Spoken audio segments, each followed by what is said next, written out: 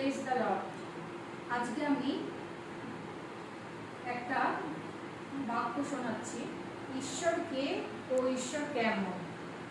আমরা জানি সমস্ত যা কিছু আমরা দেখি তা ঈশ্বর সৃষ্টি করেছেন, কিন্তু সেই ঈশ্বর কোথা থেকে এলেন তা আমরা অনেকেই জানি না।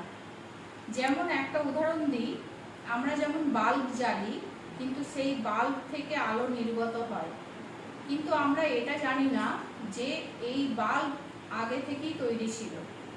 তেমনি ঈশ্বরও আদি থেকে তৈরি ছিল, কিন্তু তিনি মনুষ্য হিসেবে যিশু নামে জন্মগ্রহণ করেন। আমরা অনেকেই সনাতন বলে নিজেকে দাবি করি, কিন্তু আসল সনাতন হলেন যিশু খ্রিস্ট নিজে। কারণ তিনি বলেছিলেন, আমি পথ, সত্য ও জীবন, আমা দিয়ে যে আসে না সে কিন্তু পিতার কাছে পৌঁছাতে পারে না।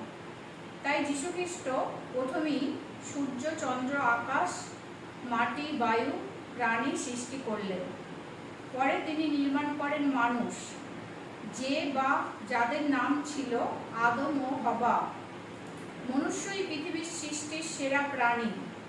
তাই আমরা খ্রিস্টকেই সত্য জীবনযাপন করতে দেখি, যেটা অন্য কোনো সমাজে বা গ্রন্থে যার মিল নেই। হিন্দুদের অনেক দেবদেবী আছে, তাদেরকে ঈশ্বর বা পরমেশ্বর বলা যায় না। ঈশ্বর এক ও অদ্বিতীয়।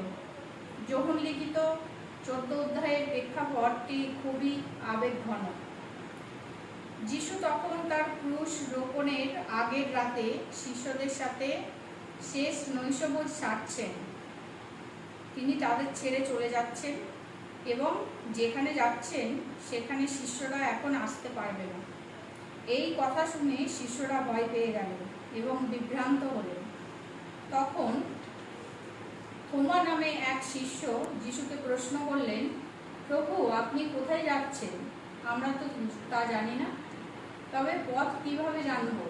শিষ্যরা এই চরম হতাশা, ভয় ও অন্ধকারের জবাবে যিশু সেই ঐতিহাসিক উত্তর দিলেন যে, আমি পথ, সত্য ও জীবন।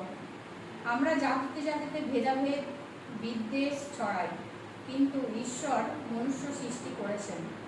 মনুষ্য হলো পৃথিবীর শ্রেষ্ঠ জীব। কিন্তু আমরা বাইবেলে পড়েছি, জাতি জাতির বিরুদ্ধে যাবে, পিতা পুত্রের বিরুদ্ধে, মাতা কন্যার বিরুদ্ধে, স্ত্রী স্বামীর বিরুদ্ধে, স্বামী স্ত্রীর বিরুদ্ধে ইত্যাদি। আর মনুষ্যের মধ্যে চরম বিদ্বেষ, অশান্তি, দেশ বিভেদ যখনই সৃষ্টি হবে, তখনই মনুষ্যপুত্র যিশুর পুনরাগমন হবে। তবে এবার তিনি ক্রুশে মৃত্যুবরণ করবেন না।